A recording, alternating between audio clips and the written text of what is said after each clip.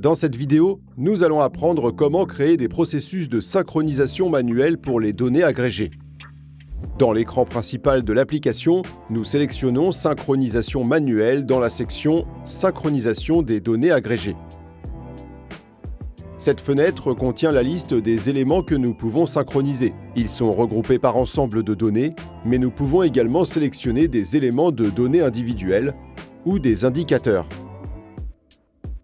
Cet élément permet de configurer le sens du flux de données.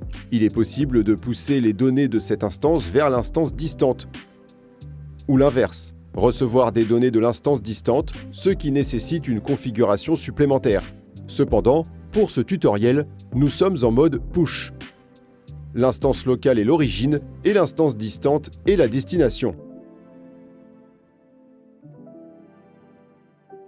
Maintenant, nous sélectionnons les données agrégées que nous voulons synchroniser et nous cliquons sur l'icône de synchronisation, ici. La fenêtre de synchronisation apparaît, c'est un processus guidé en 6 étapes.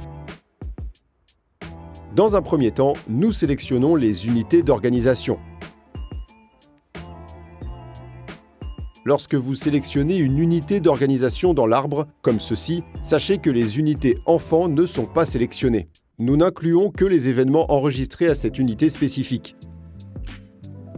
Ce comportement est différent lorsque vous choisissez d'agréger les données à l'étape 4, comme nous le verrons dans un instant.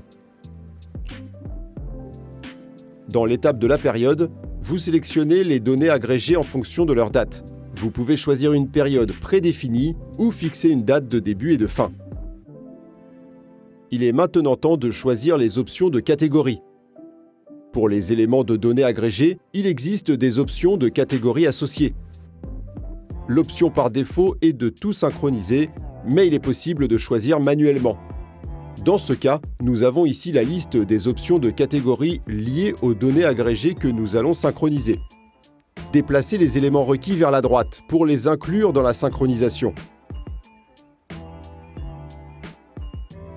Lorsque nous sélectionnons l'agrégation, nous regroupons les données par période et par unité d'organisation.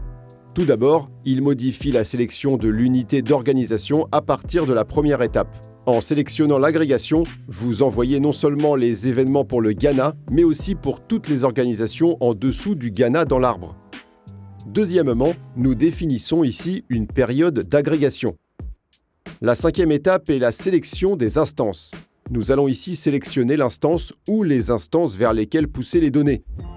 Pour que les instances apparaissent dans cette liste, elles doivent être créées avant de lancer le processus. Dans ce cas, nous n'envoyons les données qu'à une seule instance qui se trouve ici dans le panneau de droite. Dans cette section ci-dessous, nous avons quelques options avancées. Vous pouvez les lire dans la documentation. Laissons-les dans l'état par défaut et passons à l'écran suivant. Enfin, voici le résumé de toutes les opérations appliquées dans la synchronisation que nous venons de créer.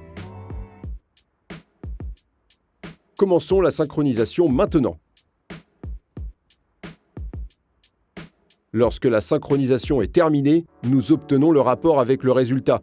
Dans ce cas, nous voyons un avertissement indiquant que l'unité d'organisation n'a pas été trouvée sur l'instance de destination. Dans ce cas, nous devons probablement créer un mapping entre l'unité d'organisation dans cette instance et dans l'instance de destination.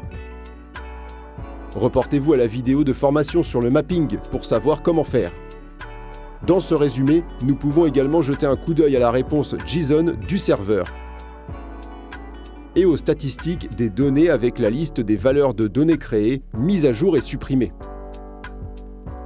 Toutes les tentatives de synchronisation, réussies ou avec des erreurs, sont enregistrées dans la section historique avec les mêmes informations que dans le résumé. Vous pouvez en apprendre davantage sur MD-Sync dans la documentation web et dans les autres vidéos de formation rapide.